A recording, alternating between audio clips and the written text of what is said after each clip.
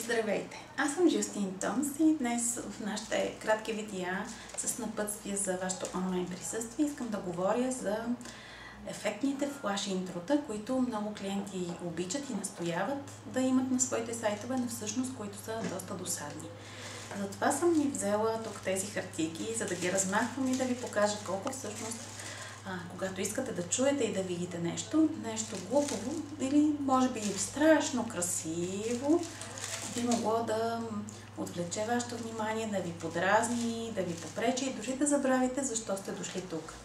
Така че, моя професионален съвет е, когато правите сайтове, директно да се зареждат сайтовете, а не някакви красиви, неземни, твърде дълги видеа в началото.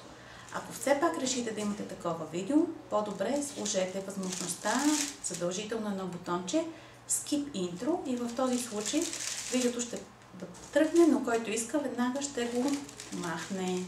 И така мисля, че ще се справяте по-добре и няма да дразните прекалено много посетителите си.